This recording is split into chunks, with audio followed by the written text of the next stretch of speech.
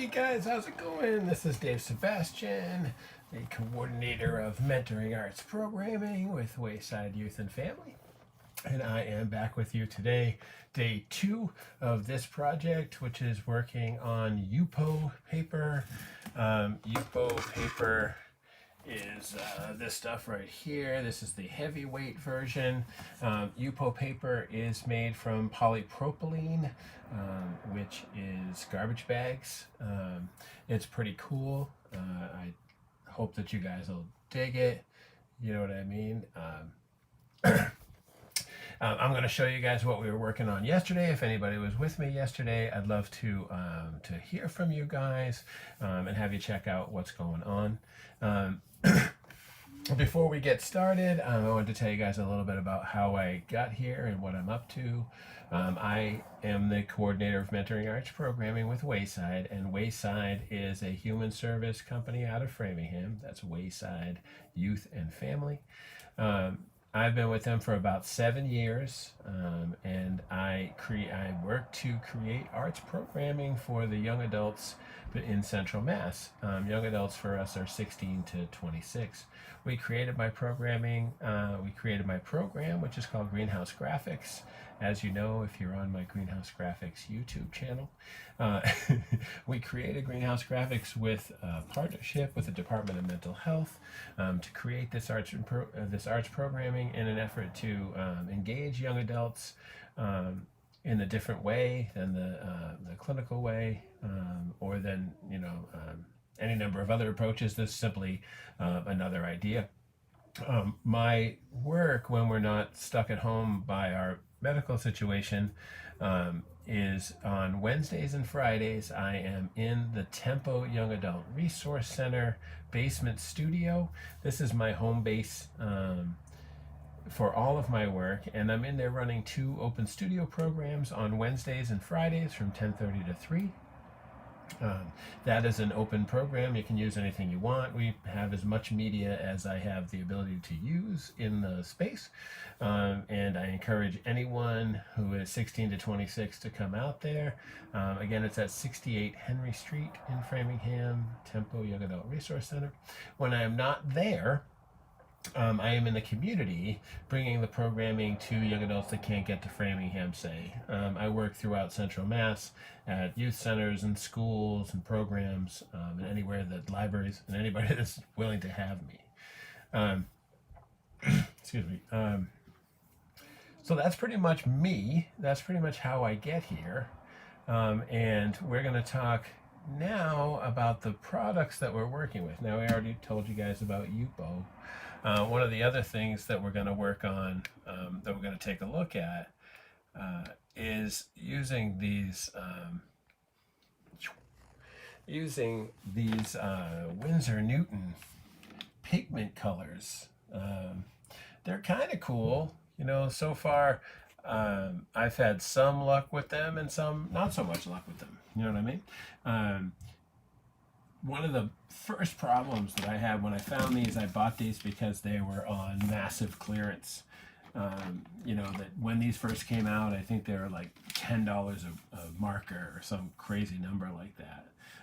They are double-ended, which is cool, making sure you don't have to buy 2 markers to do one job. But the problem is, you can see right here, like, I'm pretty colorblind, so it's not as easy for me, but you can see that these markers are basically the pastel colors. If anyone's seen any of my other work, and I would encourage you guys to check out my personal stuff, which is at hashtag toast and the word 20 and the number 3 on Instagram, or any of the other videos that I have here on YouTube, you'd see that my work might be just a little darker than pastel. But I thought it'd be fun to try these, especially since they're fairly wet and watercolory transparent on a surface that was less absorbent than some others. So it's kind of cool, and it's sort of been been an interesting effect. So we're going to take a look at the artwork that we made, that we've been working on. This yupo paper is very heavy, like a heavy Bristol. So this is the piece that I've been working on with you guys. We're going to continue working on this character. He's definitely a little bit odd looking. This is based on a piece by the Piz, who is totally one of my favorite hot rod artists. He's from Anaheim, California. We've lost him, unfortunately, but he was a fantastically talented artist in the skateboard, t-shirt, hot rod graphics kind of a world. There's an awesome movement out there in California in this hot rod culture, along with they invented hot rod culture in Southern California, but now they're kind of doing something that's these artists are kind of taking it to a slightly different level. So anyway, this is the Pizz's work. This is his composition and from one of his drawings. Kind of just, I don't know. If you take a look at it, this wipey kind of look and stuff is what I was able to get out of the pigment markers. And then after a little bit of working with those, I was not getting what I was sort of hoping to get. Now they're pigment, but pigment is a form of dye. Pigment is made from ground minerals, and so that makes them dye. These markers here are also dye markers, and they're a new marker that Maltau makes called aqua color brushes. They're pretty cool that they have this big vinyl brush sticking out of them. Allow me to do some like really interesting fade kind of stuff. The pigment brushes too kind of encourage some fades and some mixes. Now the only problem is yesterday I covered my hands in pigment, right? And so then after a little while, everything is mixed with whatever color's on your finger. So today I have a bunch of Q-tips so that I can, smear and stuff and blend using something that isn't my finger. And then I figure I'd like set aside colors and then I could continue using kind of the same color. One of the things about the dye, which is sort of about the pigments that was interesting, is there was a white blender. Super cool, worked really nice. What I was worried about and what happened was that we picked up a little bit of water, a little black on the tip. So I just had to turn around here for 1 second.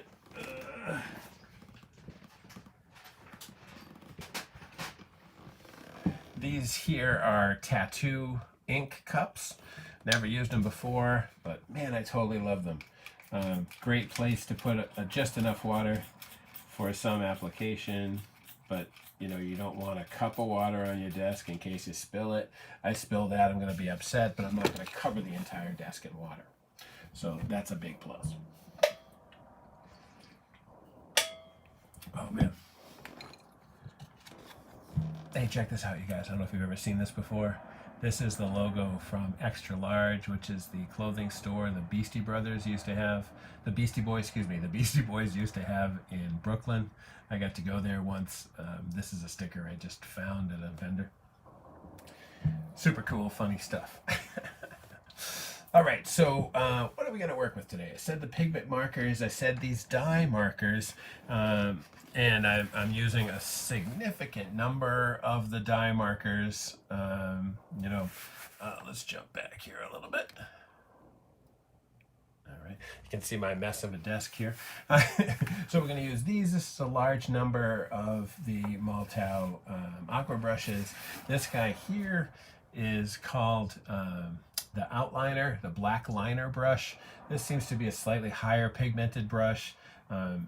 Isn't tremendously different from the other black, but different enough that I thought it'd be worth getting. And then I'm using Unipasca larger markers on the chance that we need to do some more larger fills. And I had one more thing I wanted to use. The last thing we're going to use, possibly, I'm not totally sure, because this is a product that, this is like towards the end of what we're going to be working on here. Whoops, wrong bag. Hold on 1 second.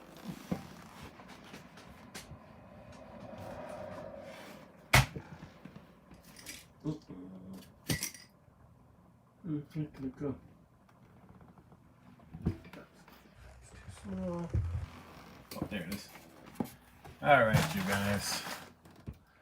Nothing's worse than totally not being prepared. So in here, I have all of my black liners. These are super fine black liners, like what are those ones called? Microns. This is just the dye that Maltau uses in these markers. It's a nice, clean, dark, permanent pigment, and I like it. I like working with it. This bag represents all of the sizes and a few other markers that I thought were cool, like calligraphy markers and that kind of stuff. If we make it to this small level of detail, then we'll use those guys. We have obviously some time today, so we're going to be together from 1 to 3. Right now we've been together for about 11 minutes. So we're doing pretty good. We're cooking right along. Okay. All right, so we're going to get back into this. Let me just push my camera back a little bit. So you guys, can you see me okay? Okay. You know, I apologize for drinking coffee the whole time. Wow, see that? I just mentioned not wanting to spill water on the table.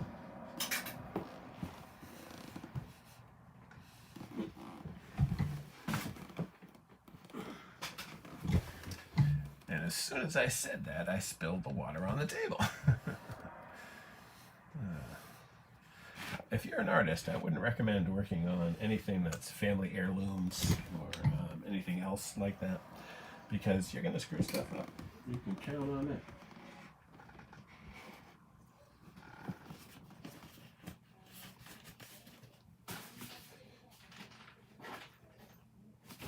All right, we need just one more thing, which is where exactly? Oh, for crying out loud, you guys. Always gotta lose something. And it's always something really big, you know? I'm always losing something really big that you can't imagine how you could lose something as big as that. Yikes. All right, stick with me for 1 sec, you guys.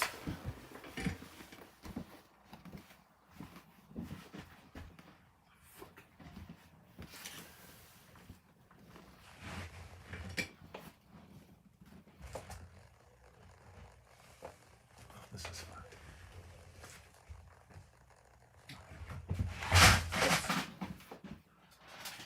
Forgot I set everything up.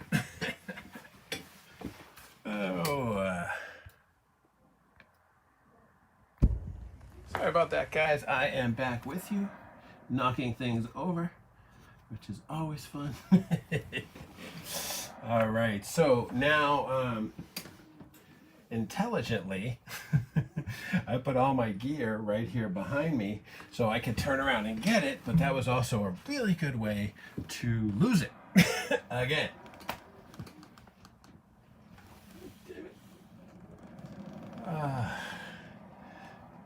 Yep. Okay, so what we need to do is fill this guy up. Like I said, this is a little tattoo ink cup. So we're going to use this cup here with these markers. These guys here are custom markers that I've made using a bunch of different types of paints, specifically the Createx illustrate. What is it called again? The Bloodline by Tim Gore.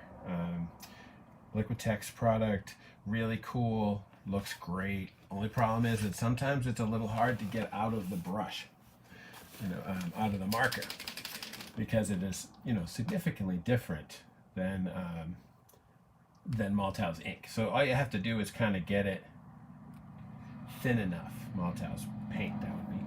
So this color here, we're using is brown. I like to keep a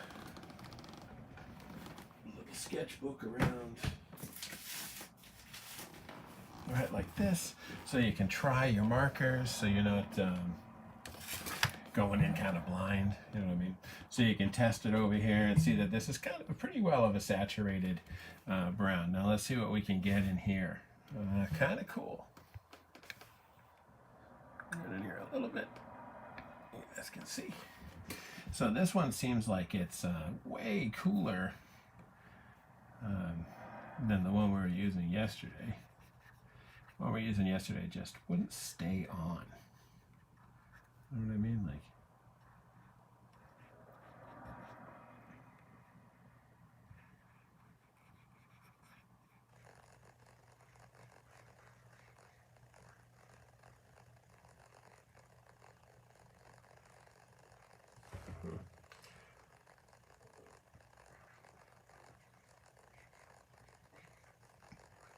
so now we got some of this brown going. Let's see what we can build up with what we can smudge up.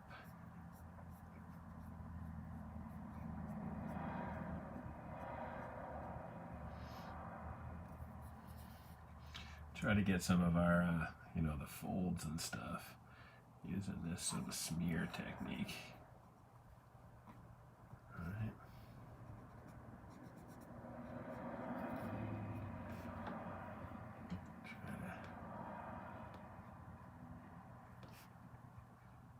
Use this other one.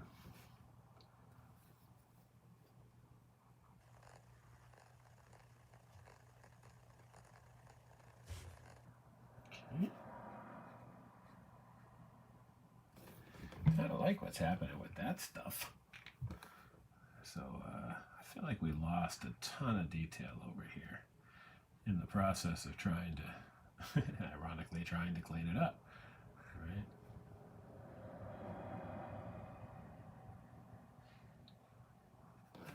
Let's do the same thing. Pull a little of that really dark stuff off. Got to be careful to keep your Q-tip clean. Yeah.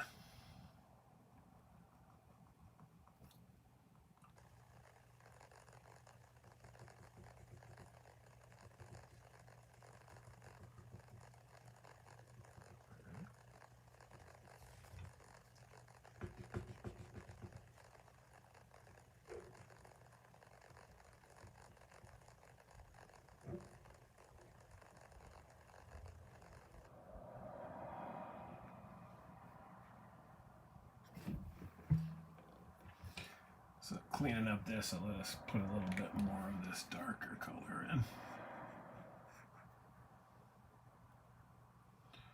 We can work in a little of these extra marks. We're really looking to create, you know, a cleaner transition from his chest to his sleeve. This arm has some length issues kind of going on. So we kind of want to try to get it a little longer.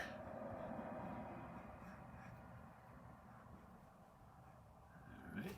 I think that we're going to need a little, to add a little yellow so that we can get the highlight here.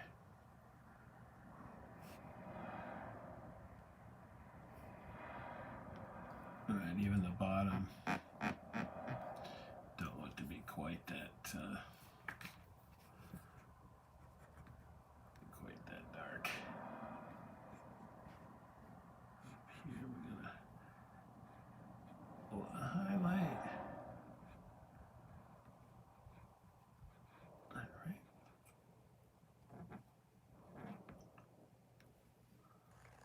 All right. And down here we really needed a round sleeve.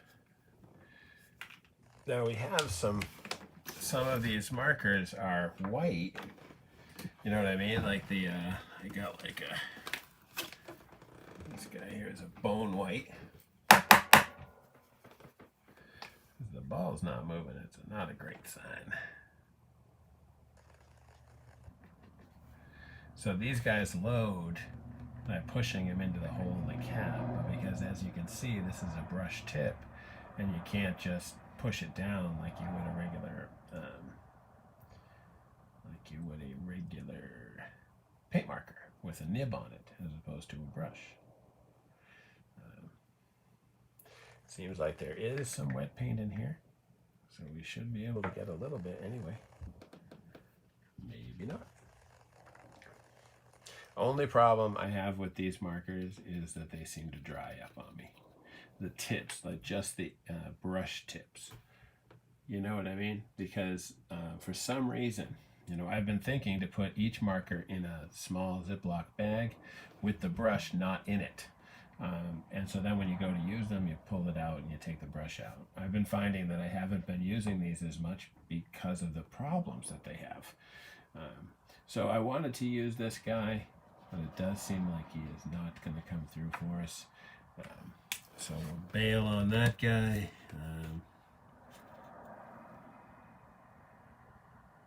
I don't even know what that one is. Infectious pink. Oh, I love it. I love it. I love it. I love it. I think I have another of that same color. Oh, this is more of a tan, I think. We'll try some. Oh, that sounds a little better because you can hear the ball moving. Oh, brush is still pretty dry. Let's see what we can get going. You know, it's water-based paint, so it's not crazy unrealistic that we might be able to get it going just by wetting the tip. I'm notorious for using the back of my hand. Don't do that. You know what happens is you look like you're a mess all the time. You know? All right, let's go in here just a little closer so we can take a look at this guy's sleeve here. So we're adding a little bit of white. Nothing like a hair getting in there to mess with you. All right.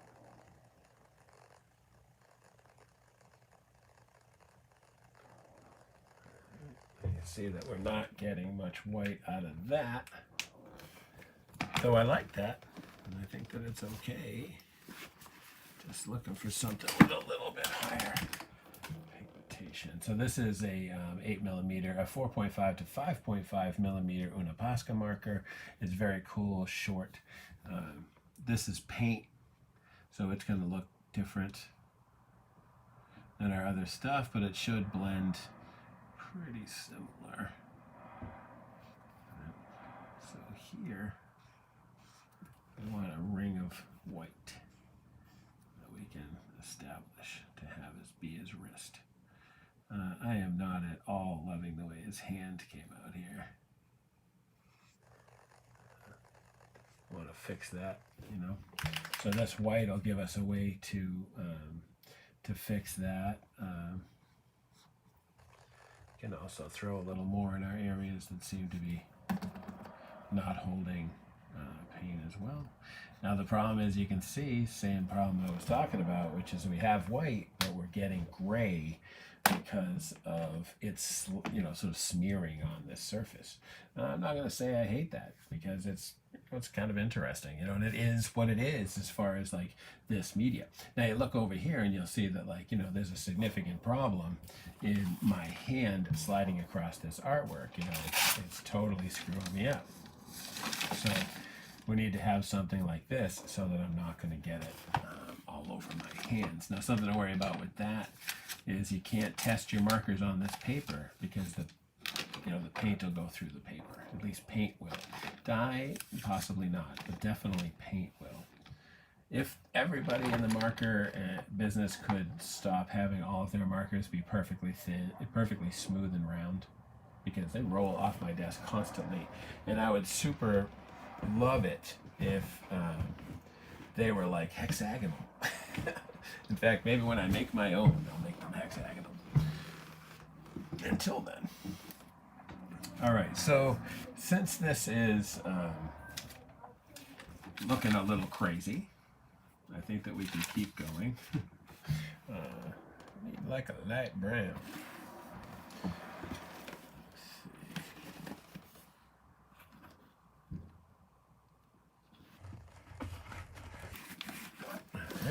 So we're going to use this guy here. This is brown in the aqua color line. Again, you can test it over here and see what kind of brown it is. See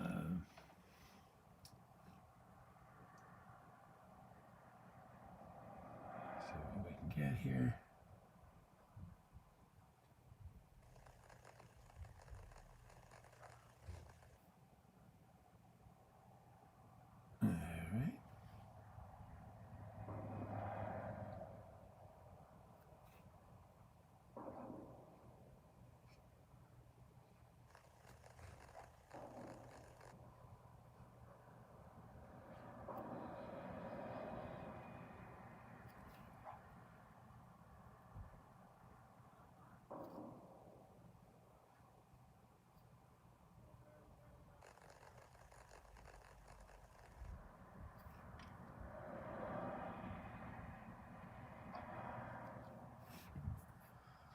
Alright, so now we got a little of this brown in. Let's see what happens when we try to smudge that guy around.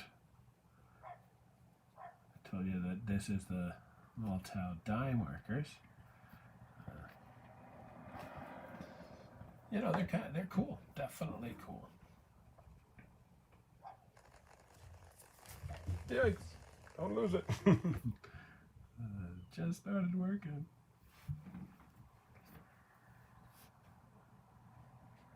Alright, let's try a little experiment right here. Right, on top of his shoulder here, he's got kind of this shoulder pad going on. We really need to have the brown be much brighter, you know, like to have a highlight. So I'm wondering if we can put some of this white in and go on top of it with our marker and see what happens.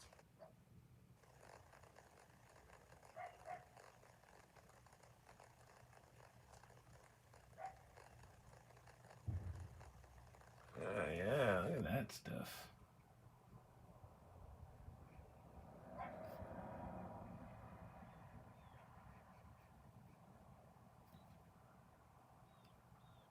Oh, that's kind of interesting, huh? Looks kind of like, I don't know, bumpy.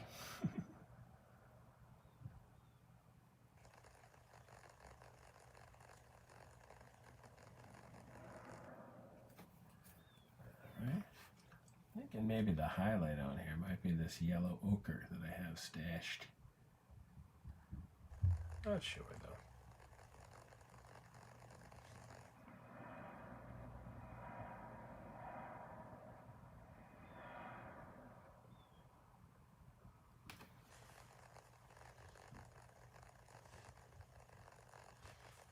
Okay. Kind of want to keep his jacket in there since we got it poking out over here. Just come down past his shirt.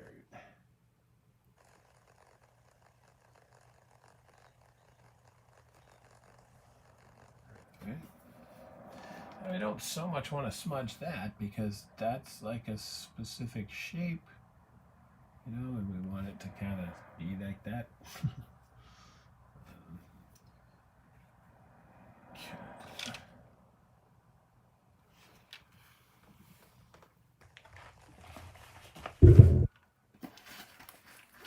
Just a little bit of black here so that we can put a little of this shoulder detail in. You know, I kind of took it away, so I want to just put some of it back.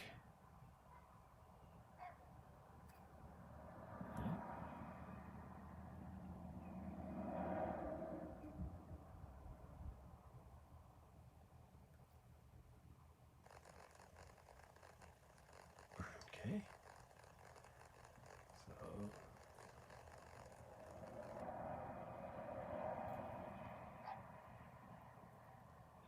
just that piece to be his coat. Maybe give it a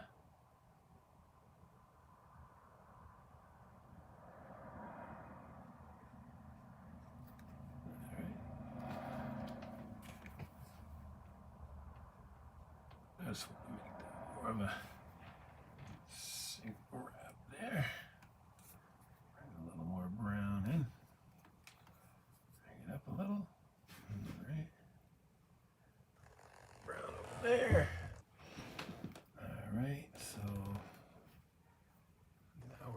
have to, I think, make his arms skinnier. So it looks like we could just really take out this section of his arm, make his arm longer and skinnier, because I really want that. So longer and skinnier. And then when we have this turn up here, it will make more sense, right? So now we have this going on. We have this.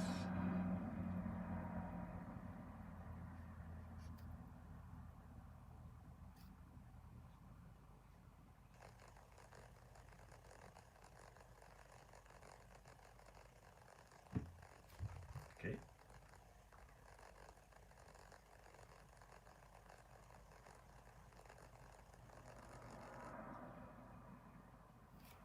All right, that's looking, I feel like that looks a lot better. And now his arm looks like it's maybe holding the steering wheel. At least a little bit. I said one of the big selling points on these Maltao dye markers is that they can stay uncovered for 24 hours. Dye markers like Prismacolor, for example, have been drying out a lot for artists.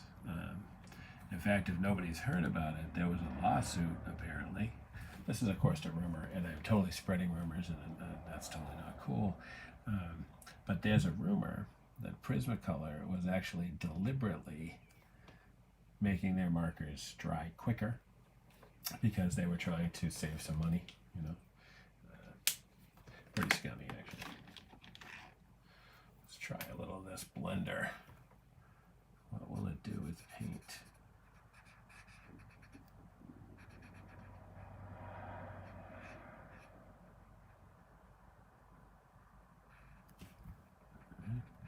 Same thing, we like really can't get much white on there. We tried the big guy. So let's try a different one. Behind me here I have a significant amount of custom markers that I've made out of that same set I was telling you guys about.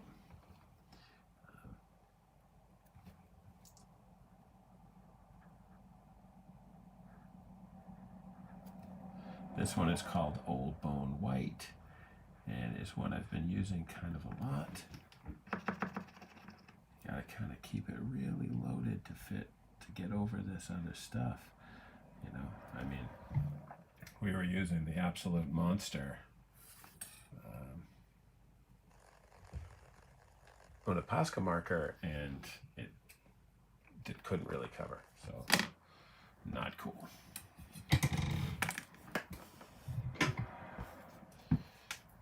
So maybe we'll just try to draw it.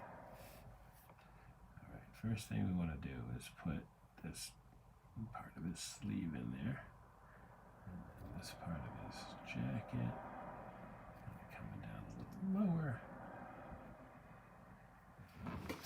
And then we'll have his hand come out.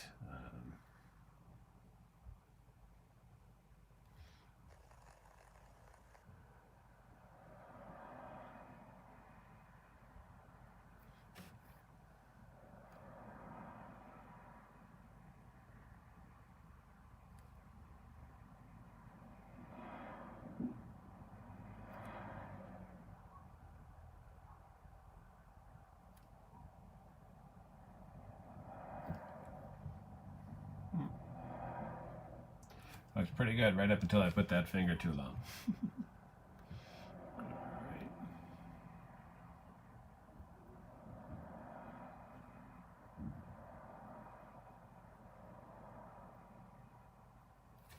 Okay. All right, so now we've got slightly better hand.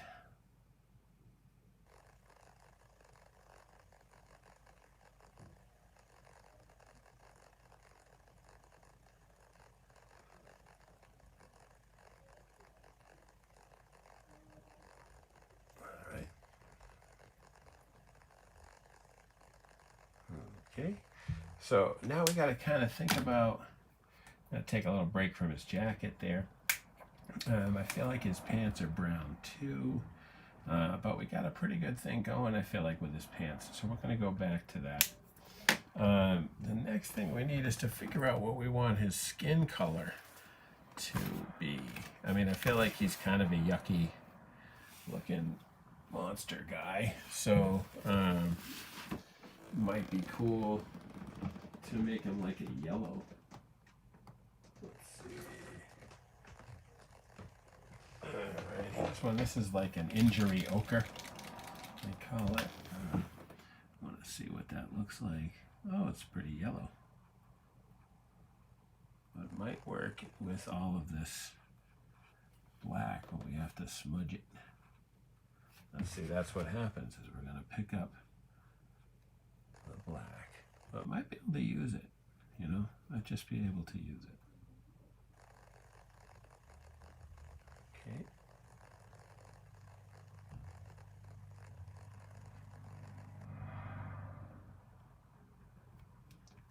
So here I'm kind of not so much drawing as touching to try to fill these areas. If you touch, you're not going to smear the same way than if you just run right through it.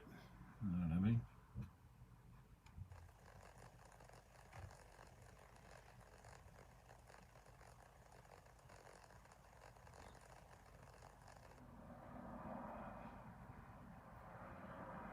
All right. So now through here, we can kind of smudge that black because we want to create the shadow under his hat.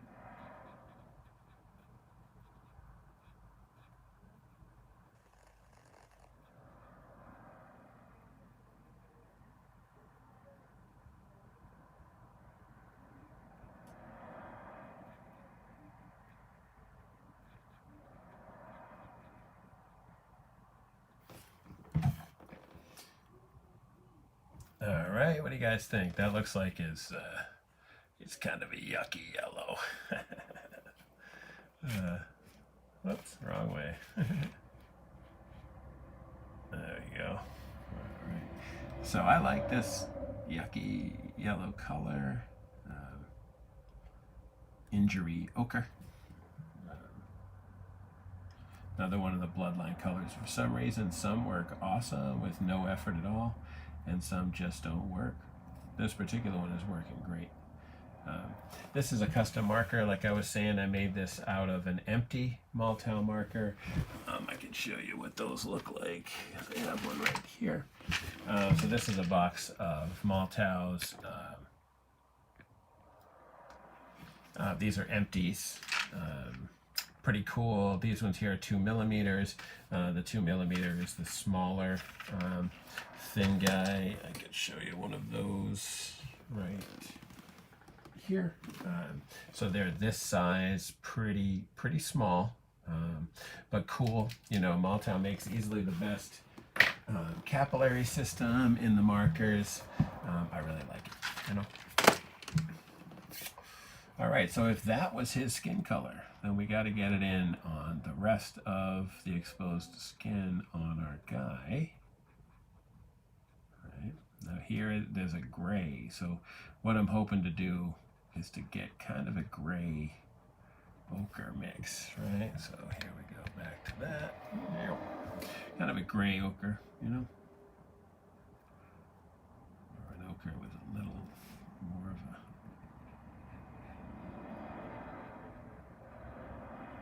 I'm having a problem with this hand. I don't know what's up with that. I suppose I wouldn't necessarily draw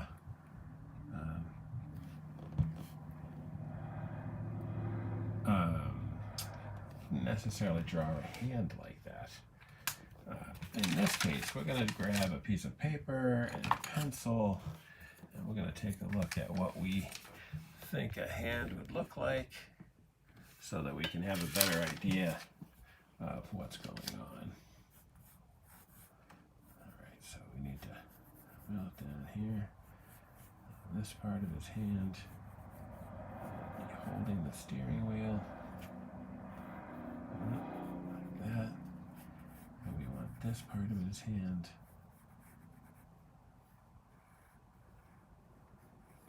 his finger up like this, and then the rest of his hand would be holding on.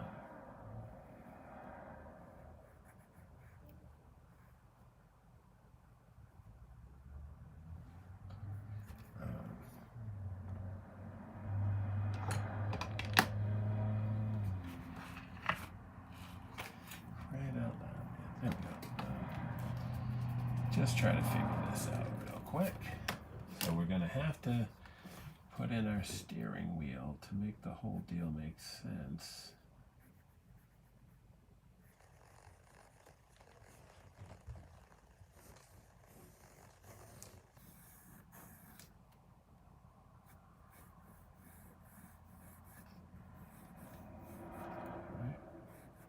So there's our steering wheel.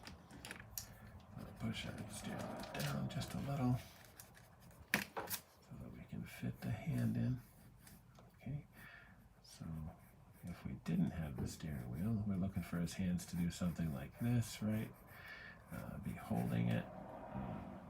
So that would be the front finger. This here would be the back finger, which you wouldn't be able to see. Let's try this again. First thing I'm going to do, this finger, right? And that comes up like to there, and then we do this finger, right? Then this finger is sticking up.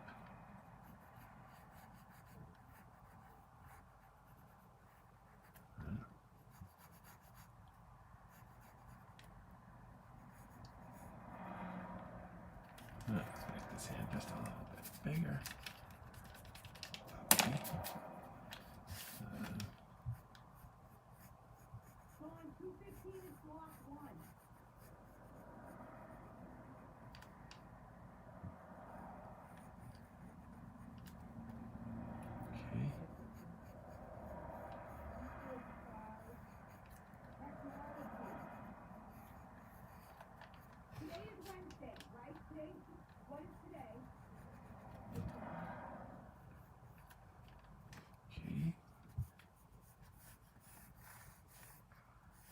So then if we stick our steering wheel through like this, that's kind of what we want the hand to look like.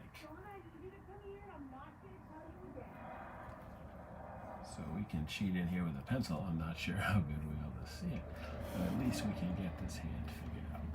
Got this idea. And I wonder if we can just smear the hand right out totally, you know, like this. And just say, you know what? I don't want that hand there.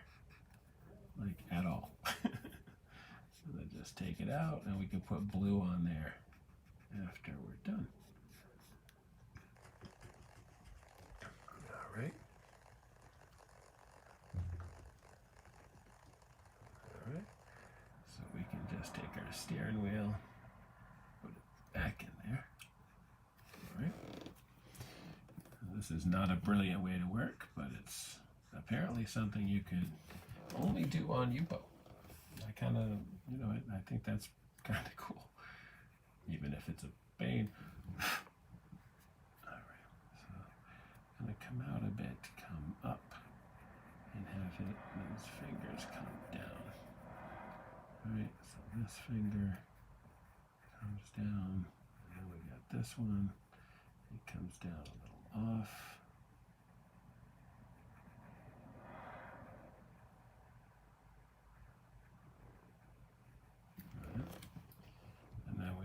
Steering wheel in here.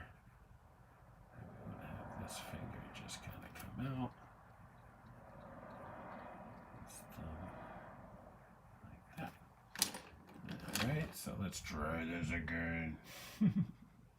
This time we're going to try to use a little bit thinner marker, which would be one of these guys. So this here is, these are 7mm Unapasca.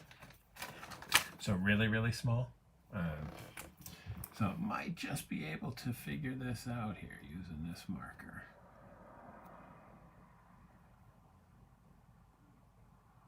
Now the worry is that, of course, this guy is going to get saturated also, but it might give us just enough time to be able to make this work. This is our steering wheel, and this is our first finger. We want it to just show up down there, and then we want his second finger. Starting to lose it. Starting to lose the white here.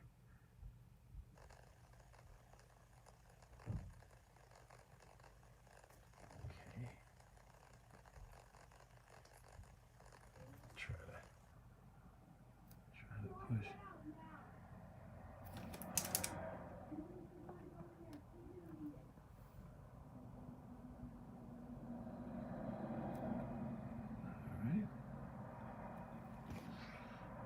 Alright, so then we need his last finger.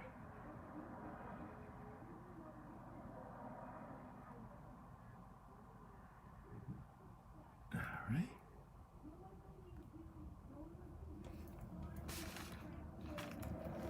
Oh man. Alright. Not the Q-tip. Okay. You guys want to get it a little closer? I don't even know if you can see what we're doing here on his hand. Pretty much looks like crap right now, but we're getting a little closer.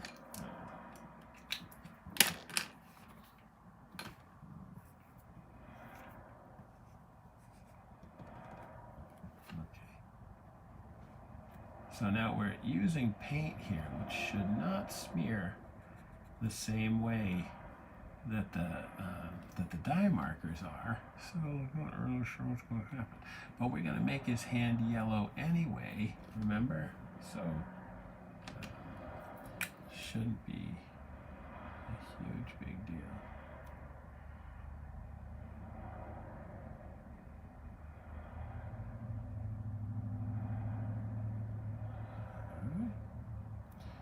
Was able to smear away some important information. It's a gift. Alright, so one thing you can do with these markers is overload them and hopefully be able to get a bunch of kind of some strong white that we can throw in here.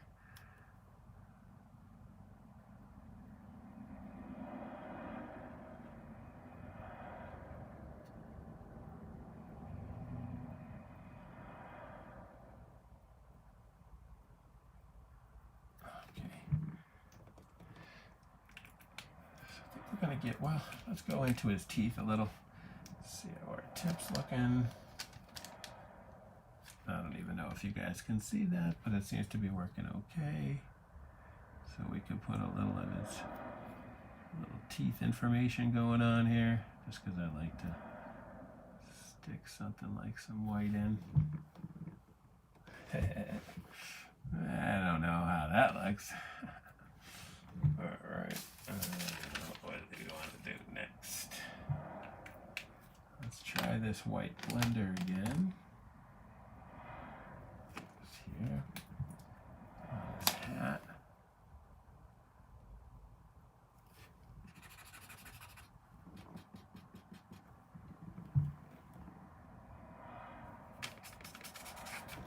It's hard to get other paints like black off of your markers, especially dye markers. Like these guys are, this is just not what they're made for.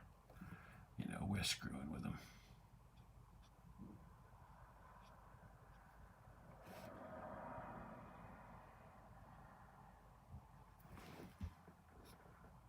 Now, see, like, that's not what we wanted. That looks like crap. So how do we get that in there? Marker, maybe.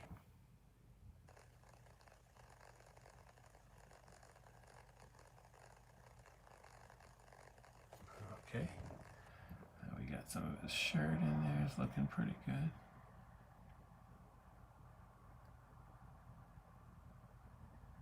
Throw that out like that so that we can make sure we can make the collar on his shirt. Okay, you know, I think, okay, hold on just one sec.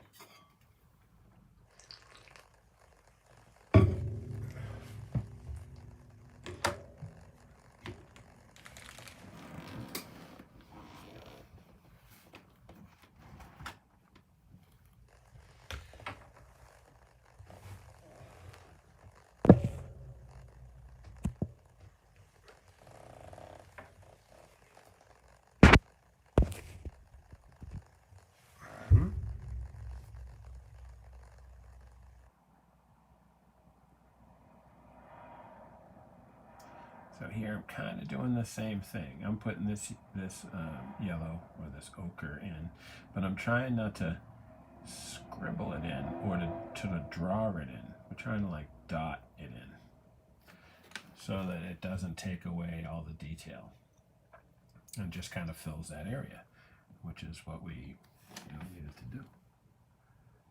Now here we're going to chance it and throw some on this hand. See if we can fix it. Okay.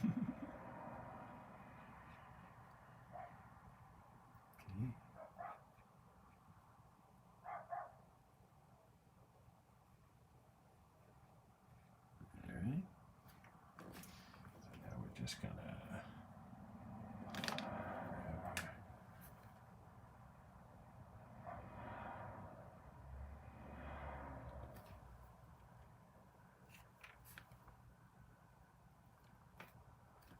what I'm saying about have something under your hand. You really want to do that. All right. Oops. That would be the wrong cap.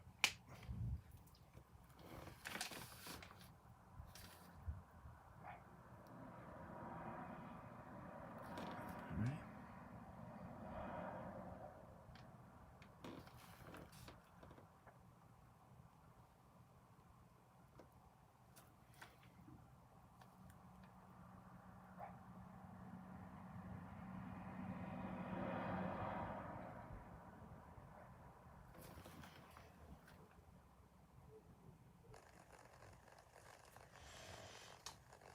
Here, I want to see if I can get a little smearing going. So that we don't take away from our fingers at all.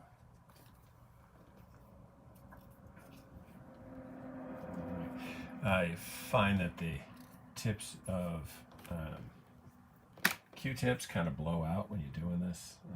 If you don't have a lot of Q-tips, you can pull off the paint section, rewind them like that, and be all set to use them again.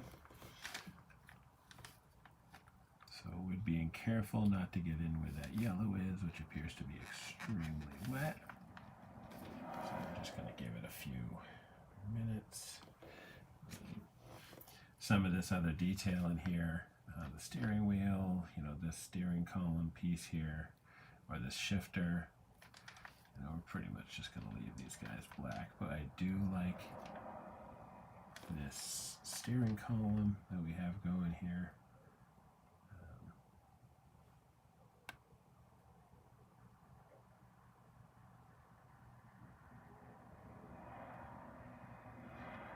Okay, all right. We've got our lower half here. I think we could probably use a little black right here. This is the armrest. I'm going to bring it in like that. Same back here. If I could just get my marker to angle to the left, pretty much be all set. Dry this up a little. Make it round a little. This is the bottom of our armrests. Right? So it can stay. Kind of, what are we doing? I think we were using this purple. Just one sec. Got to switch from one pile of markers to the next.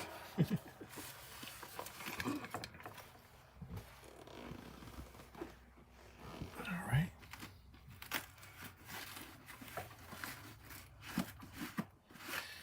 All right, this color here is primary blue, which I think we're using for the sky, and then turquoise maybe.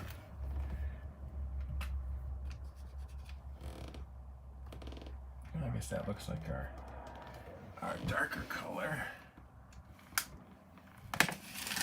Darker color I think we should have in this area here.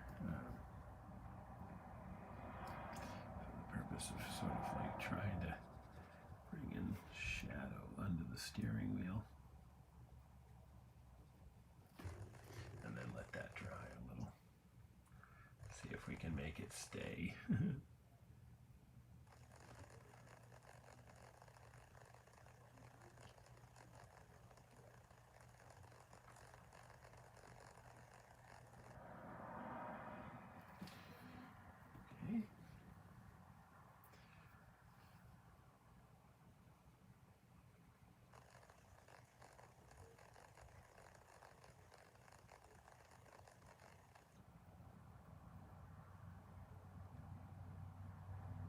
Okay. So this is helping to give it the look that that his arm goes over the seat here. See, that's a spot we had to be careful of. I was just saying, we want the blue to come in here, but not to pick up the black.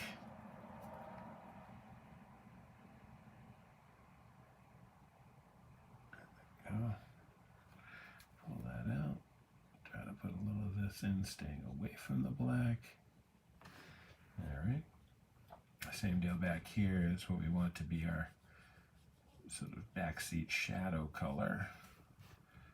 So we can bring some up here. And then we can kind of leave the impression of his arm creating a bit of shadow. Right. And back here, got a lot of this gray hanging out. So maybe we can throw some blue in. Making sure we, keep our marker clean if we can.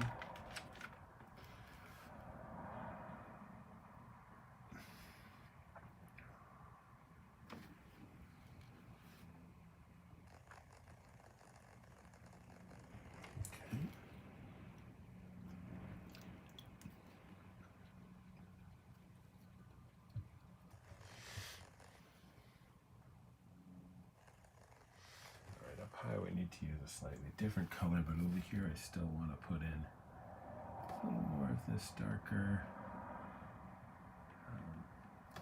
blue color.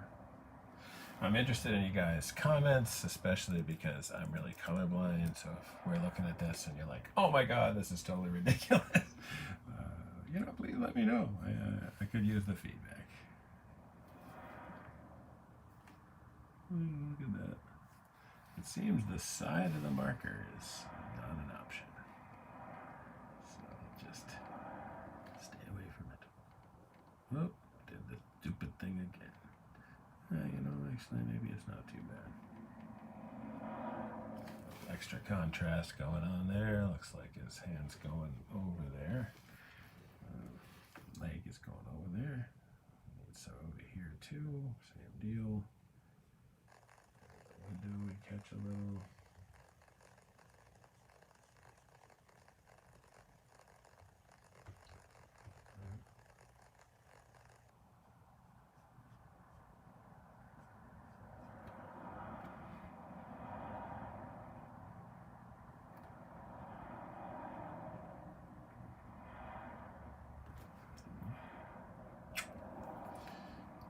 Pull out a little.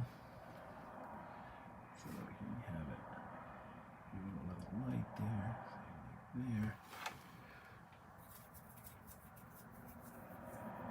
Alright, and again, this is our darker dash color, so darker interior color. So the back of these gauges would have this color.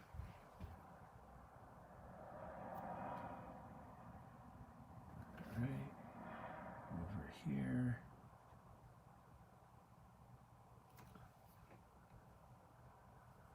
Alright, these would have this color.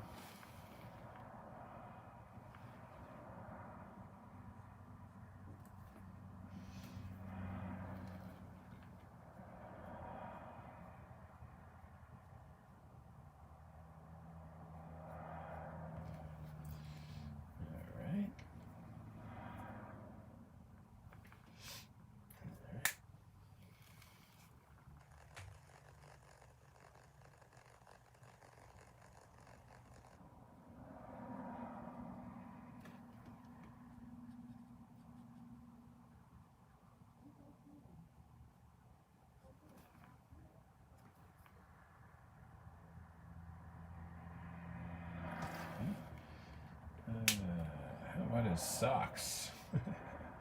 What color was I using on his socks?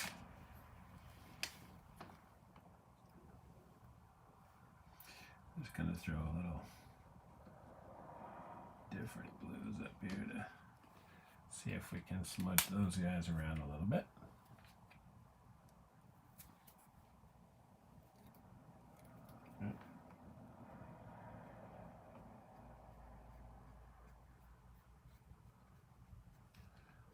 This guy that's a little on the multifaceted side. It doesn't just look like a cloudless perfect stay.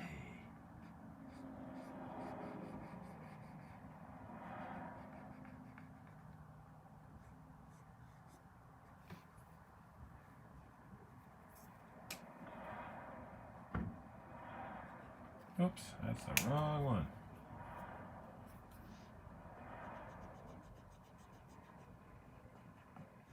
That one away. Put that one in there.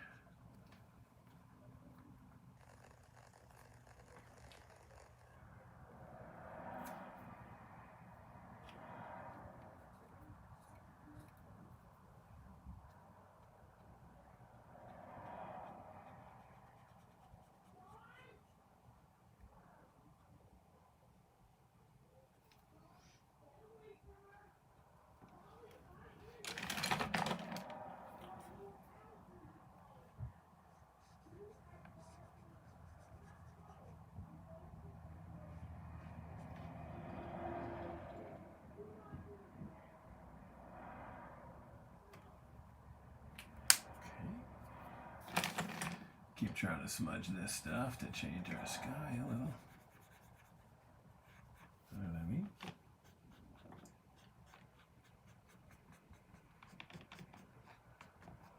Right?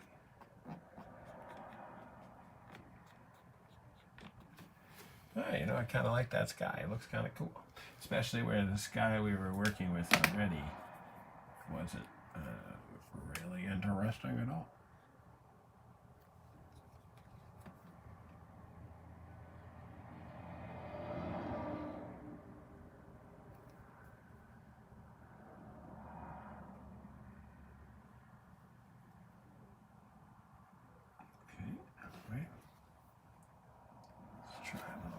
Here.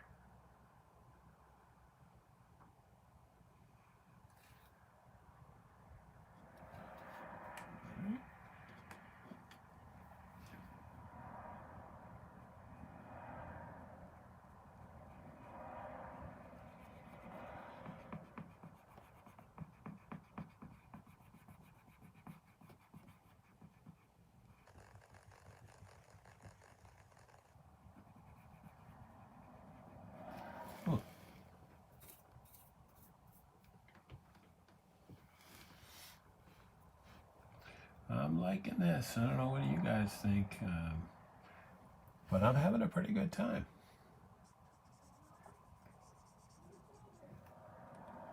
Okay.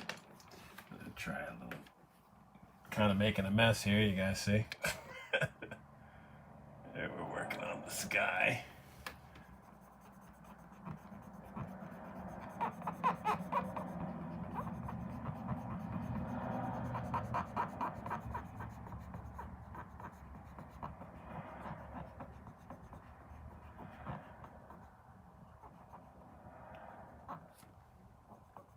Gotta be kind of careful here so that we don't mess up some of the stuff that in theory is going well, or that already looks good. You know?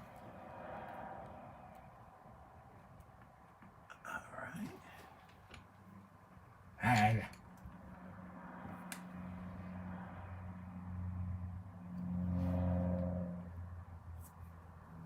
So remember what I was saying about continue tearing. You know, I have a whole bunch of Q-tips here, but there's no point in wasting them, especially for this task. You know, cover them in earwax, then that's on you.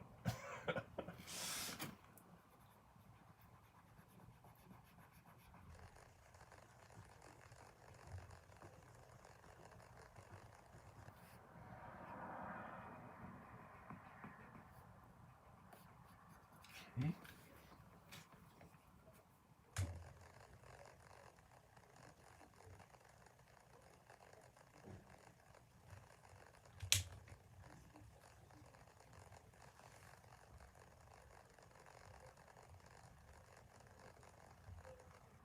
All right. So that looks cool. We got some sky going. Liking what's happening there. Where do we go from here? Oh, let's see.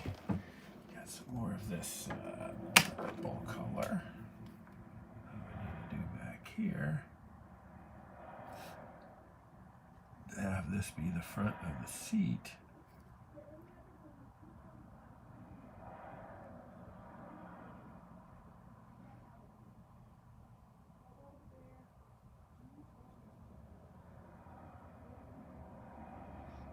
Okay, then we're going to do the same smudging with that. Just use my new Q-tip.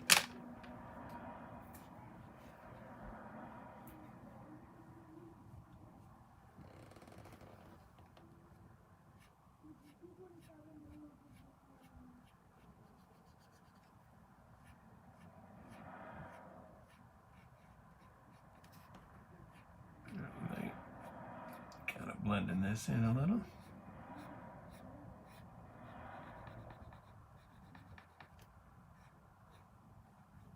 Alright. Miss any stuff between his fingers.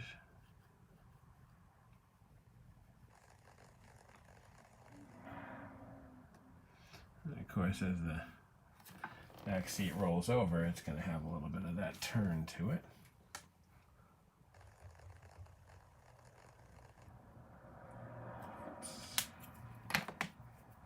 Wrong color.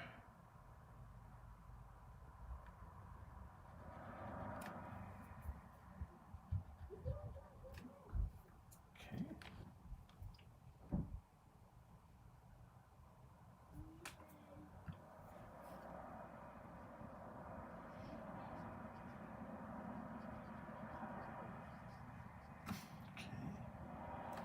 Try to get a little more shadow for this guy. I believe I already put shadow over here. We're going to just put a bit more. Cover this character sitting here.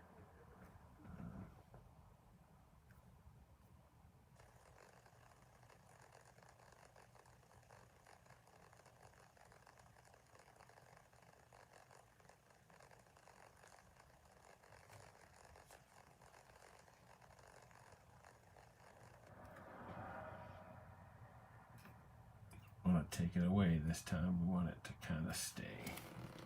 Give us a little shadow there.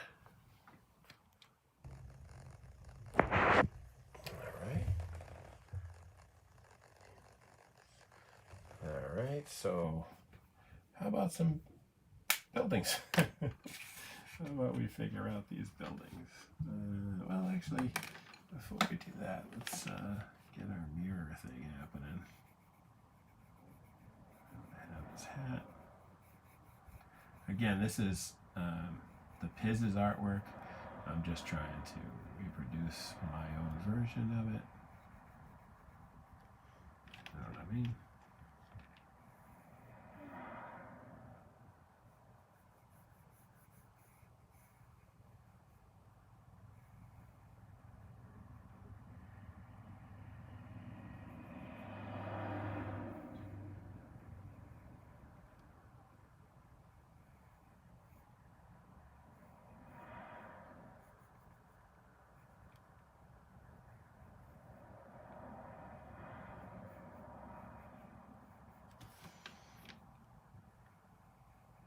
Basically, looking out his rearview mirror, we erased all of our yucky pencil stuff except here.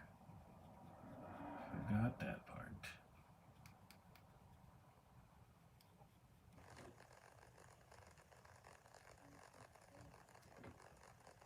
Okay, there we go. A little bit more lines here and there.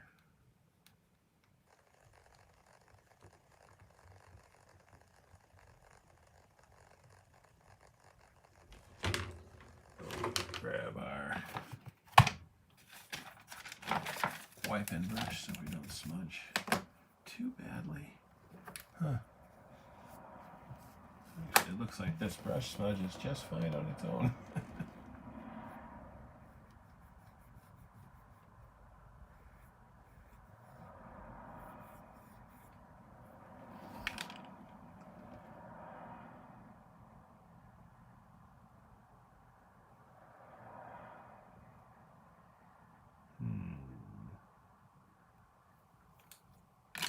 Alright, let's try one of Posca again.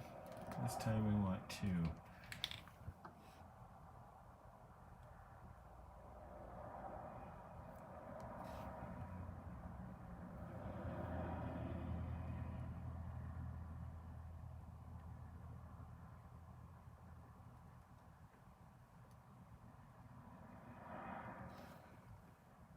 right.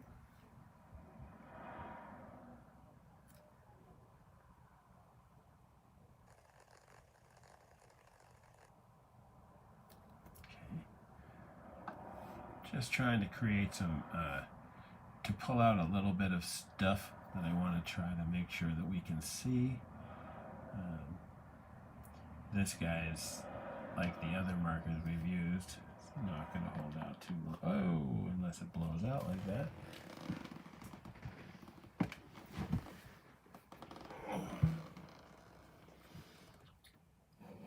Oh, jeez.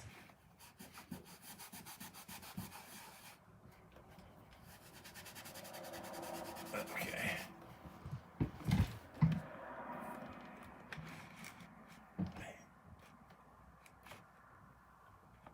Okay. Like I said, it's gonna be a battle to keep this guy looking the way we want it to look. Actually, it's got a t-shirt under here. We don't have any red.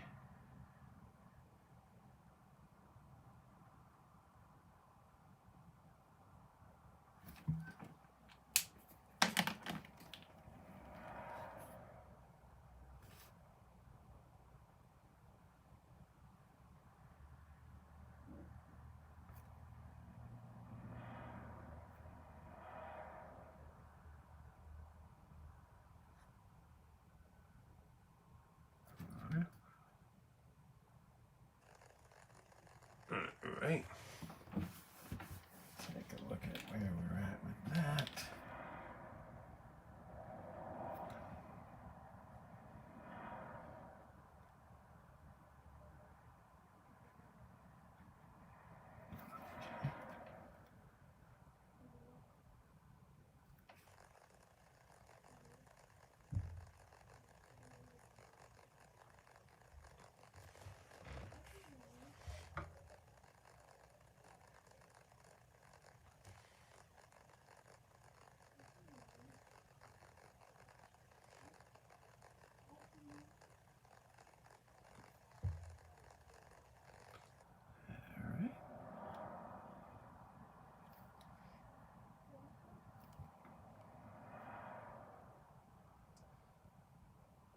Lost this guy's cigar in our efforts to fix his arm. I don't know, I feel like the arm looks a little better, but and I think it's the best I can do on this particular piece just because I'm sort of obsessing about it. I would tell you guys the same thing. A guy once told me, if you're working on, he was telling me about yard work, but it applies. You know what I mean? If you're raking the yard, rake once. Generally, just go across the whole yard, and then go back and continue going to detail. Because that first big swipe is going to be so positive to help you that the rest of the job will be easier.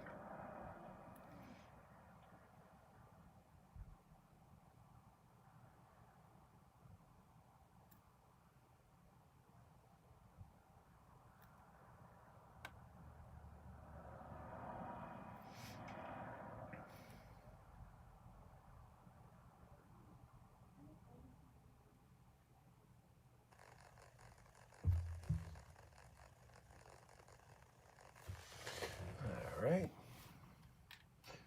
Well, I'm excited that we were able to figure that out, because that was totally foolish and ridiculous. And I don't like it. So, we continue trying, right? And see if there's anything we can find to, make it all make sense. And I think we've come a long way in trying to make this make sense. Oops. Delete. We got his gut out here, but what if we pulled a line like this, right? It would help cut his tie, right? And we can make that like the top of his pants. That would be coming across like this.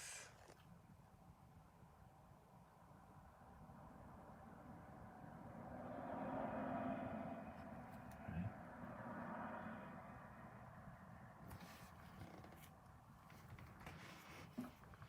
We need our friend Brown.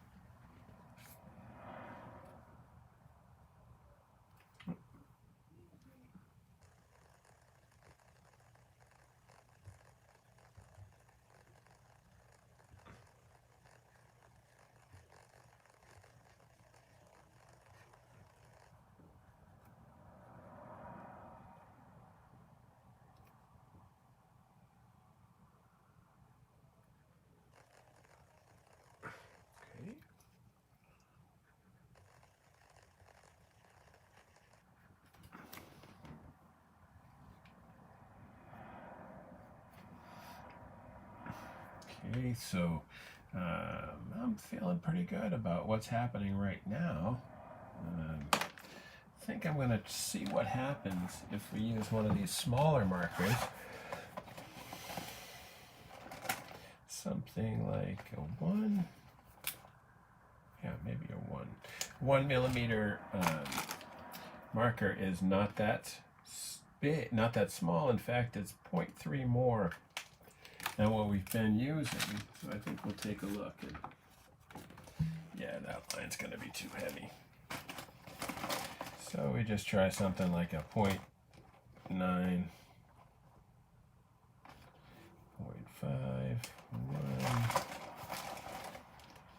Only problem with having a lot of these is that you have a lot of them, and that you have to go through them if you need something. Sorry about that. All right, so we're going to take a look at this hand and see what happens if this paint can work on over what we're working on.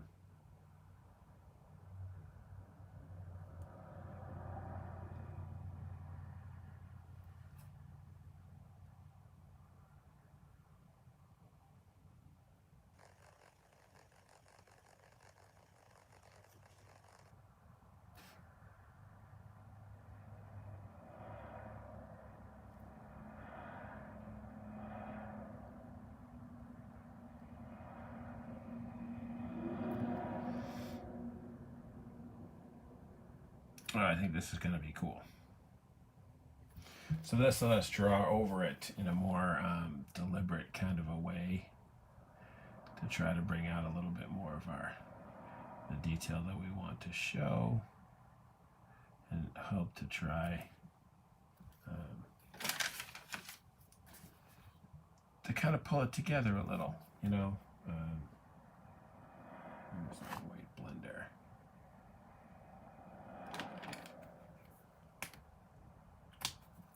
Try this end.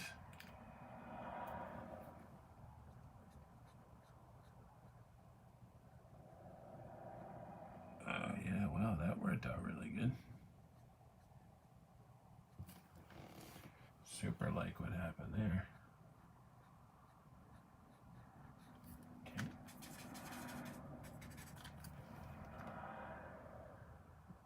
All I'm using is a cup of water there to try to get that gray off the tip here.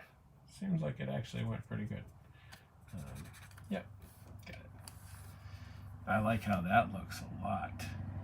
That blender, the kind of white that's bringing in, even though there's not a ton of it, I feel like it's really helping, you know? Because definitely one of the really weak pieces here is what I have in white, because the whites that I use, paint marker white and stuff, haven't really worked on top of these pigment colors, or haven't worked really on top of colors on the yupo paper. Have they totally not worked? No, but they haven't worked as well as I was hoping that they would. We need the same glue that we used on the car. Make sure we don't miss anything. So the steering wheel, even though we have it black here, would be the color of the rest of the car. So I'm fine with it being over this black. Right. Although out here is a little brighter. Well, actually, let's finish what we're doing here.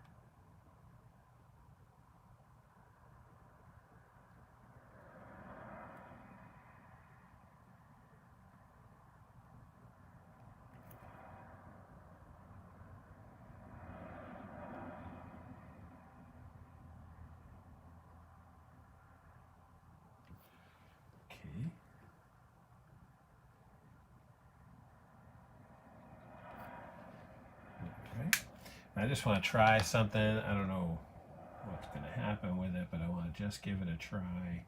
And that's to pull off a little of this back of the steering wheel here.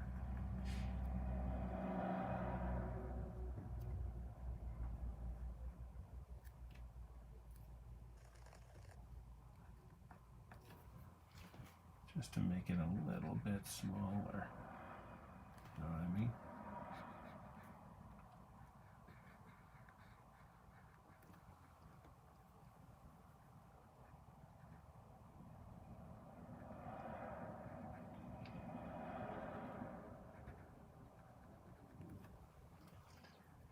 Okay, yeah, actually, I was really concerned about this, but it definitely could be worse. We could probably pull it into the sidewalk out here.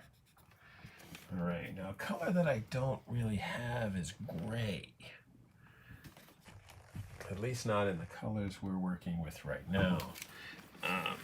This is basically all I have for the dye markers from Motto, and there is not a gray. There's deep black, greens, not a gray though.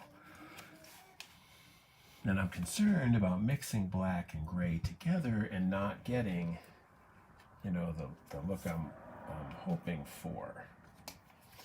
So we're gonna keep trying, and I guess our options are we're simply just gonna have to use black and then try to smear it as much as we can. Get them more loose.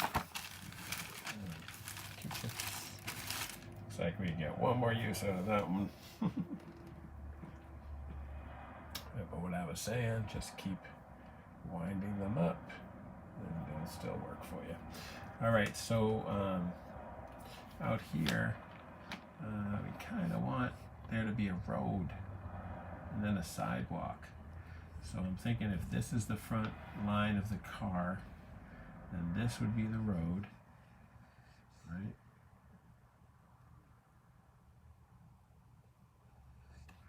And then we'd have to figure out how to put in the sidewalk. Okay, so we want to get it right up on the line that we need for the car. Okay. Now, one of the hard parts of working with markers, as I have said probably a couple times already, is having them damn roll off the desk. All right, so there's our road. So we can get it a little bit of a gray instead of just black.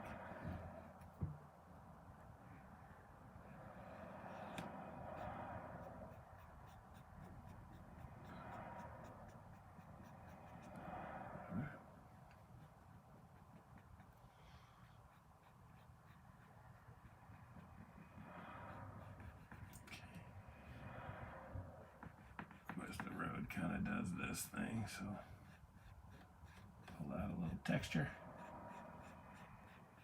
There we go. All right, and that is going to be our road.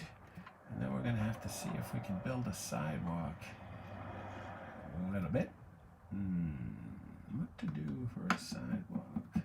We really want it to be even lighter, right?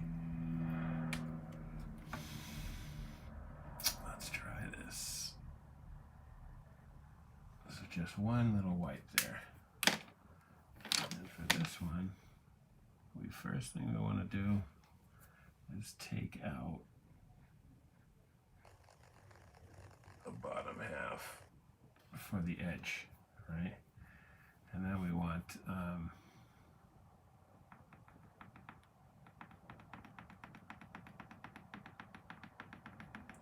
that's a funny sound.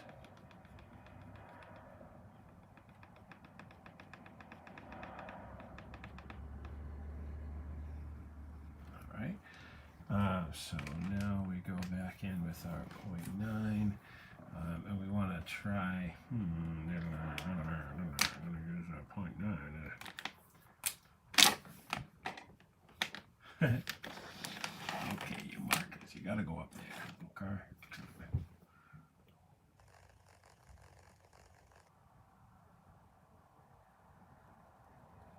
Okay.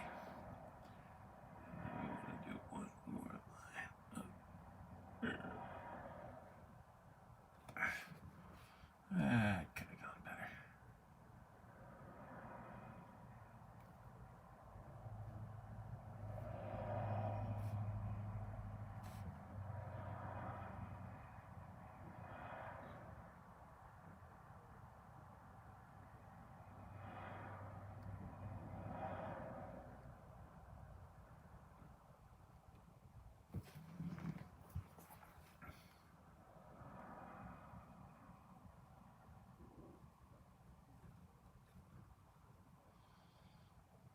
Okay.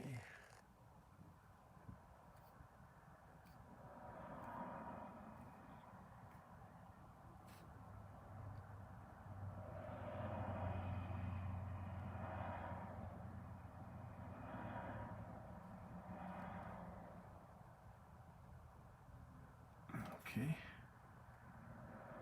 Kind of want to see if we can smear the black up a little. All right, a little bit of a sidewalk.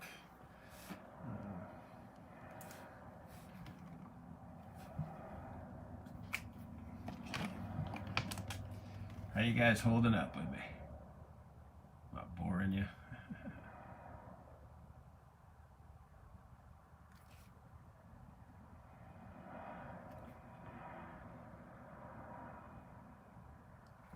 Okay.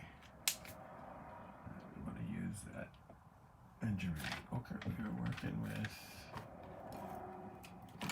which has escaped us as usual. Did you roll on the floor, injury ochre? There we go.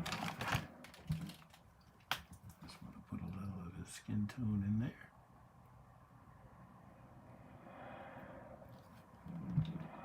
Okay, and then the blue we're using for the car interior, that's the sky one, right?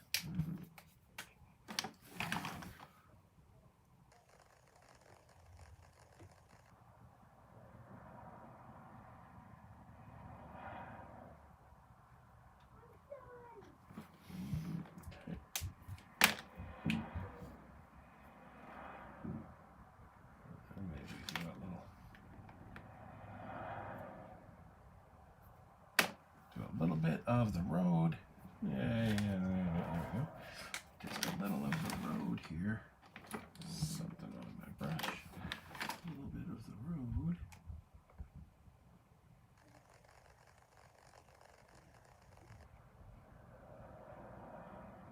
Okay. Now what I was just using. This one.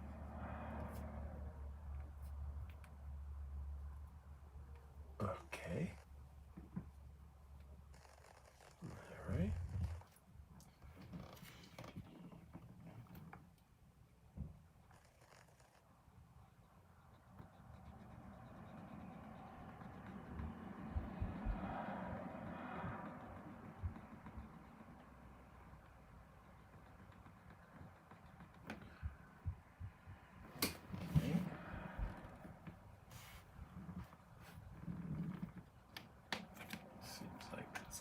That we used for the car would at least be here a little.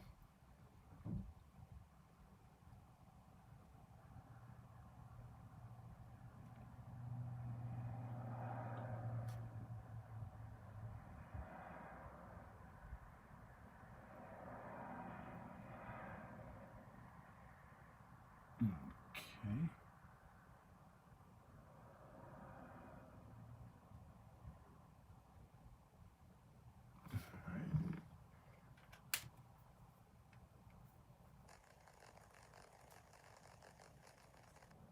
You know what I want to do?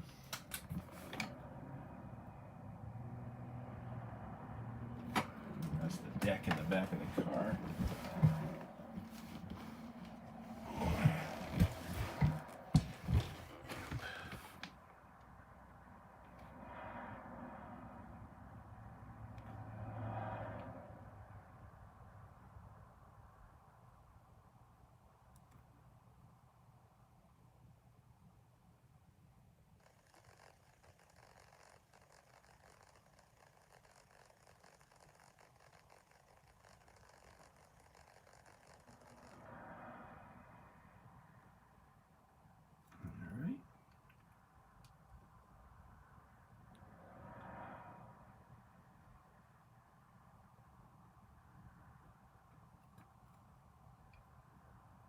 See inside the mirror body over here, you know, if we were looking at it, but then we'd see the outside over here.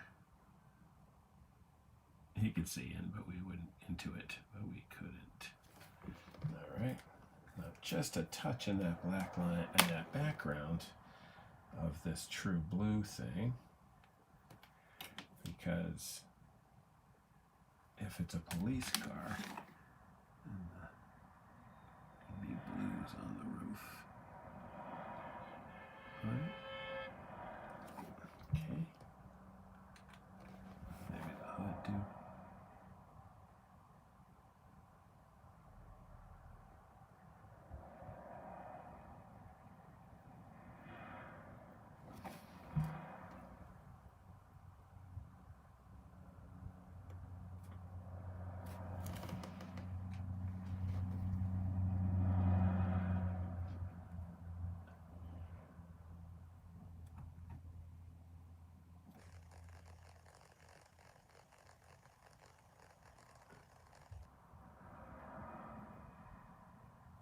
Okay, so there's a little bit of trouble.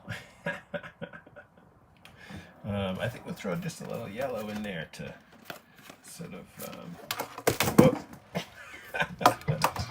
Don't mind me, just dropping some stuff. Damn it.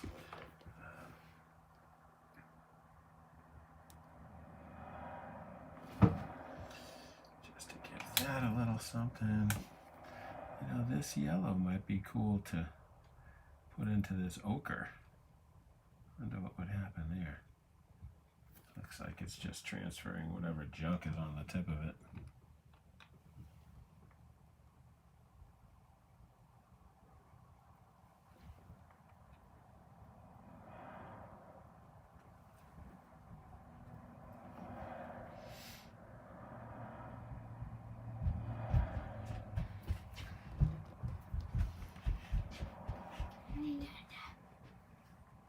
Do you know where my pad is?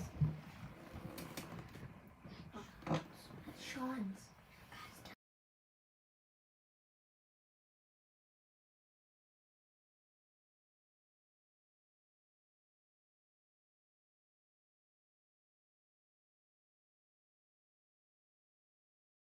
Oh, here's my visitor Maul, who comes by to see us sometimes. Hi. And here's our Mackie. The camera's over there. Say hi, Mac. Hi. We're working on this silly thing. What do you guys think? That's cool. Oh, I lost my other camera. Dad? Did your phone die? That's pretty Maybe. funny.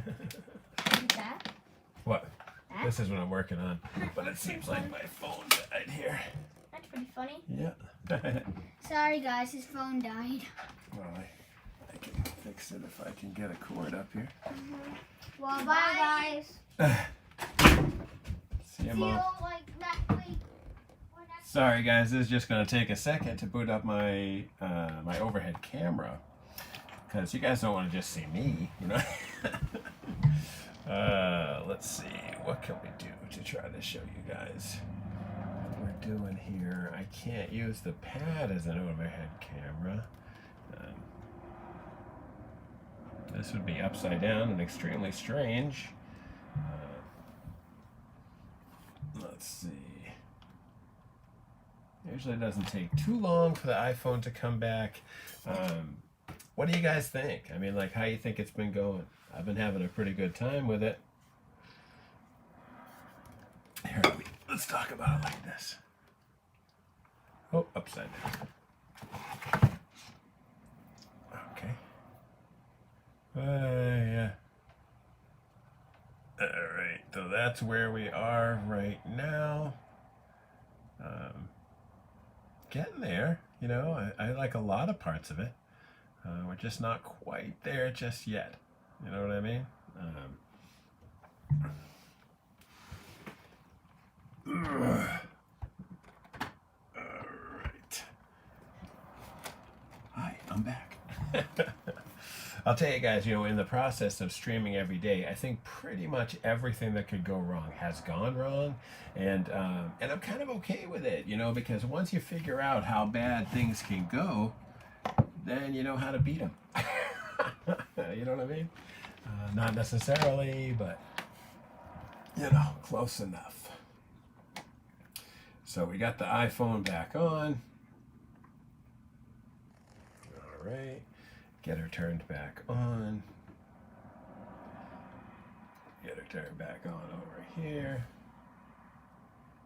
And then we're gonna have to see how she does up here. We pull the plug for 2 seconds.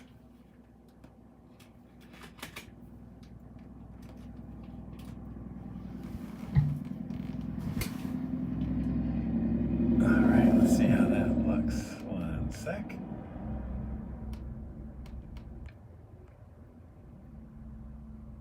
Hey, there we go.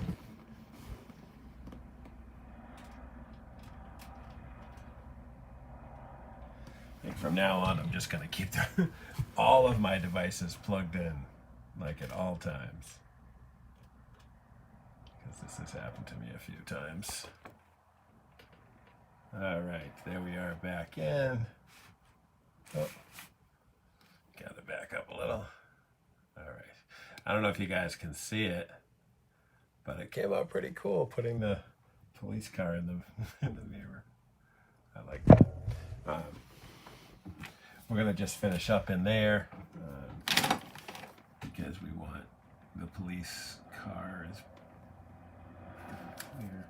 This is not the marker I was using.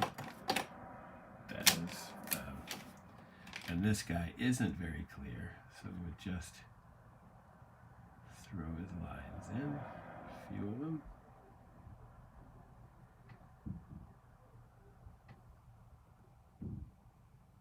All right.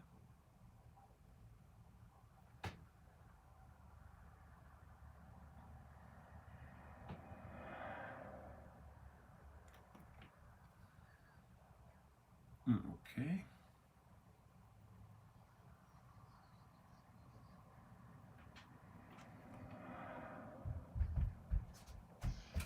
Nephew, Do. you sure you don't know what kind of today?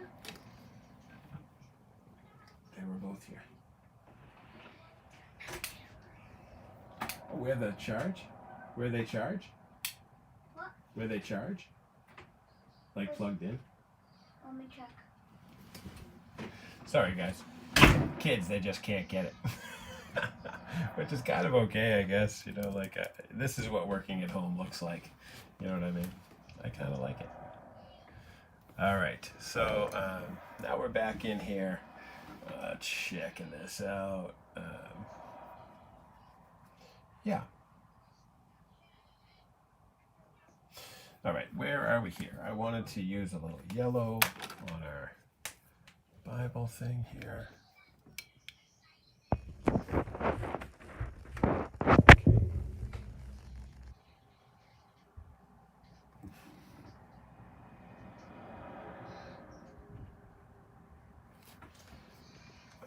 Don't love that. Let's see what the pigment will do.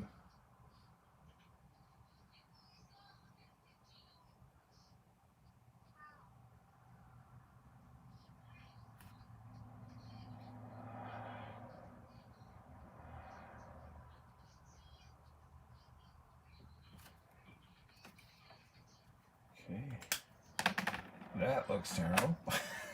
But it's a good start, actually.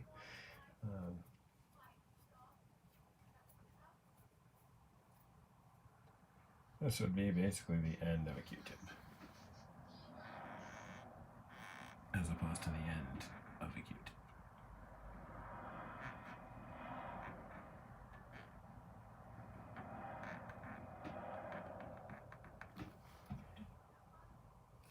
Okay. So now the next thing that we're going to have to do is bring in some more black for this book. And maybe make it just a little bit bigger. Right.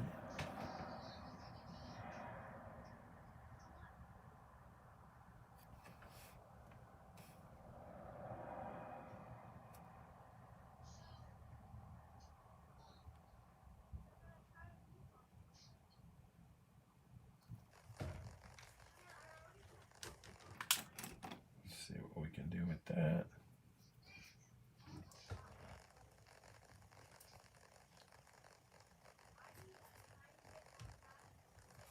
All right, gonna have to break down and use a new Q-tip. It's kind of ridiculous, actually. You know. Now the problem is you don't want to wait too long, or your dye will dry on you. Might not dry on yupo though.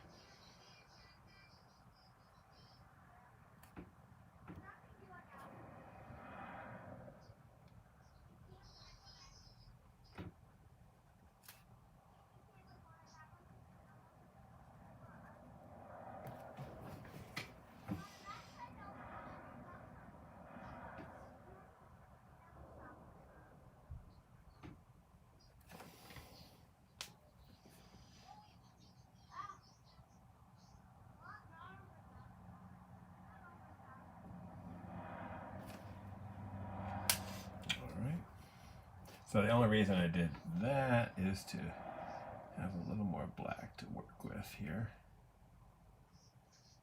I realize realize this is real small. I apologize for that. Okay, so you can see it's down on the Bible here.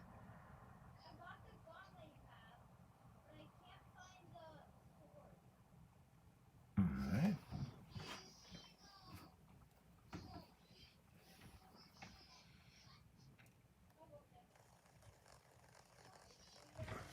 Okay. And now we can use our 0.9. See if we can build up a, make a cross here.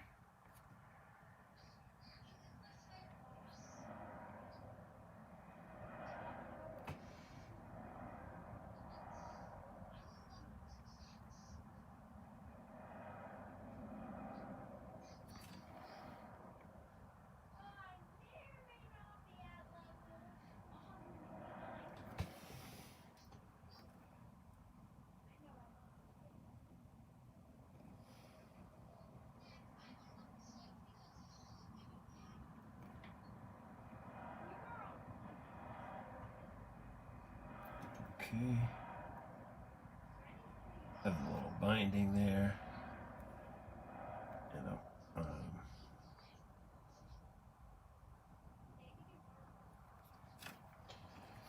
It's an easy mistake to forget which tool you're using and fill in an area in a black you can't change. Nope, not good. You want to keep switching back to the black that you can use so that you can make these lines make sense.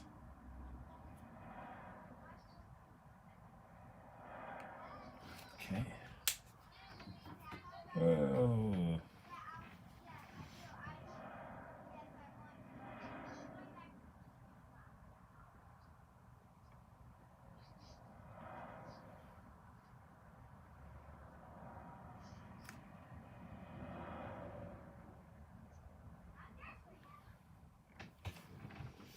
All right, book looks pretty good.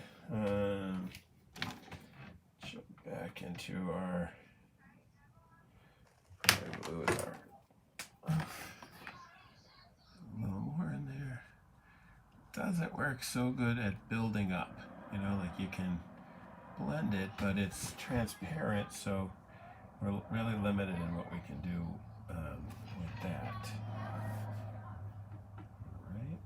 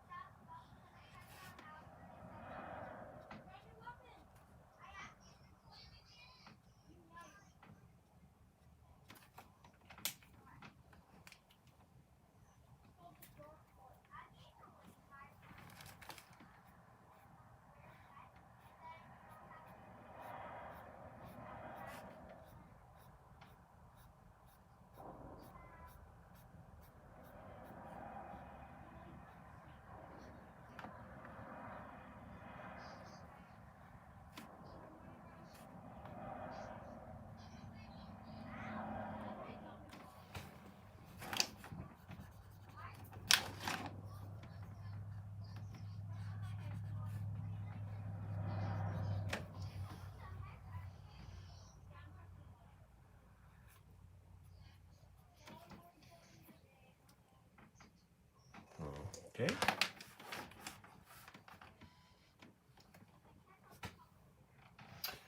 Brown. Feel like these whites here are a little too white, so we can go in and just pull out a little bit less of them,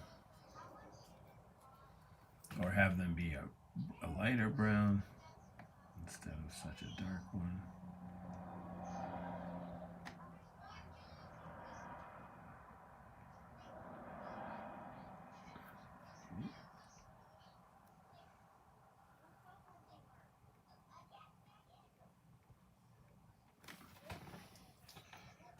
Add a little bit.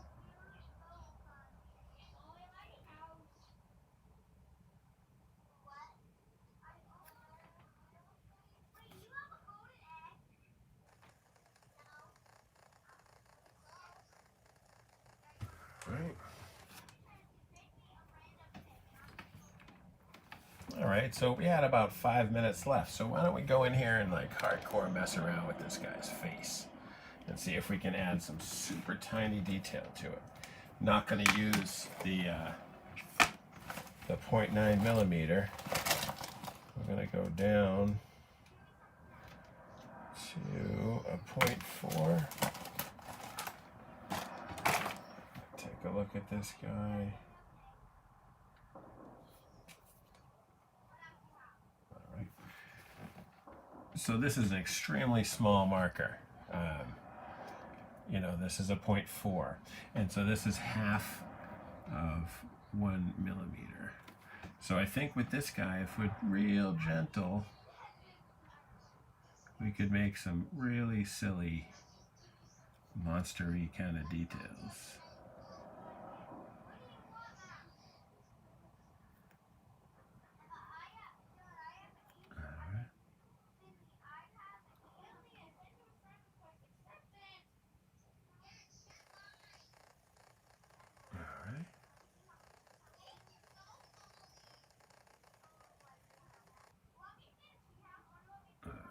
So like I said, these are some hardcore tiny details. Can you guys see that? That's teeth detail. Let's see if we can get this black to show through.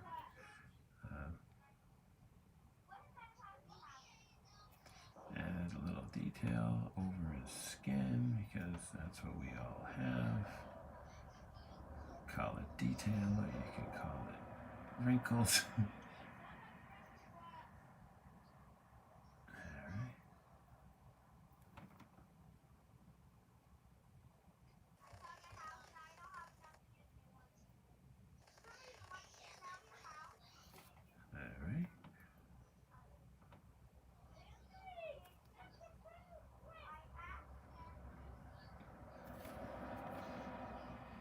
So this is one of the funnest parts of drawing a monster-ish character is all the detailed lines that start, you know, that help make him look scarier.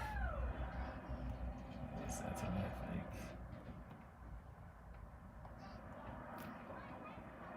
You also have a chance to make things work that maybe didn't work so good before.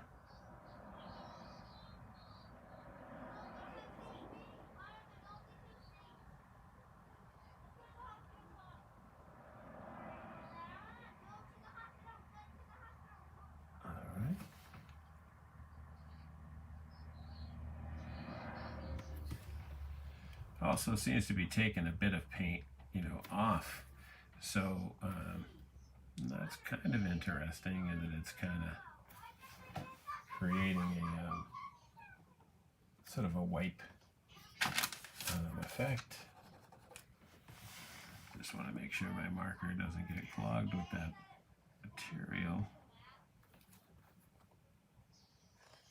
There's definitely places that this marker is not going to work. There's no way to overload these markers. You know, they just either work or they don't. This one is choosing not to work. How about down here where I don't have so much paint?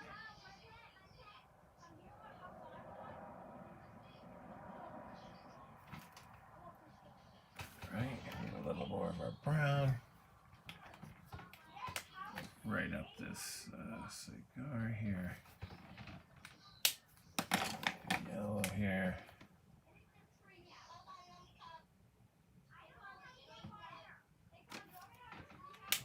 Okay.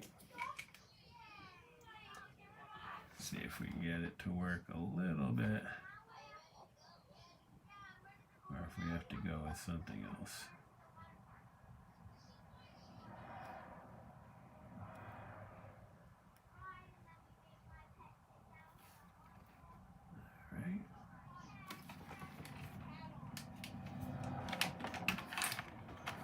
So now we want a little bit of shadow from his hat. So all I'm going to do is put the smallest amount of black up here. Right.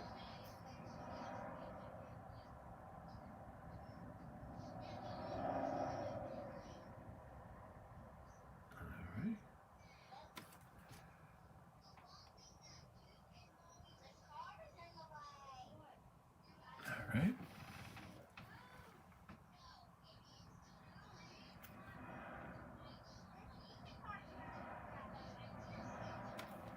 Okay. Not going to do a lot with that. Just going to give his glasses a little shadow. Pull his face down a bit. It's going to help when that background pulls together, like we finish up those buildings. Should make a big difference.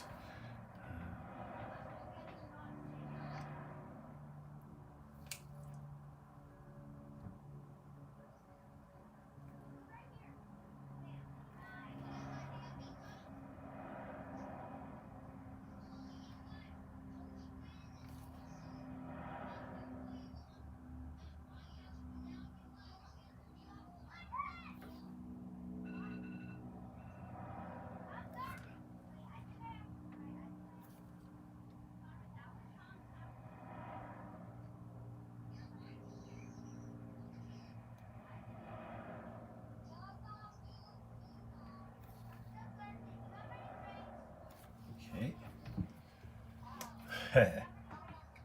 That hat is definitely pretty silly. He's got some zany hats.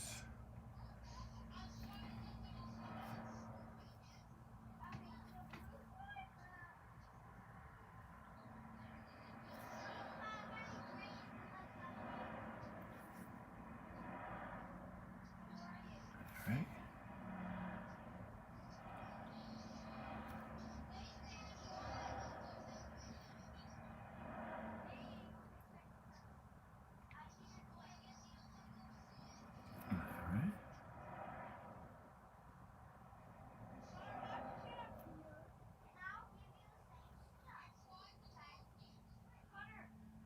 All right.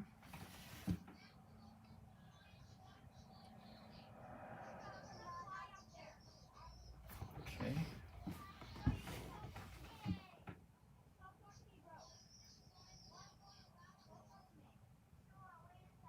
Okay.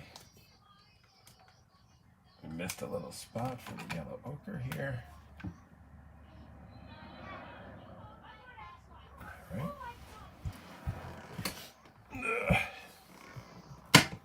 Okay.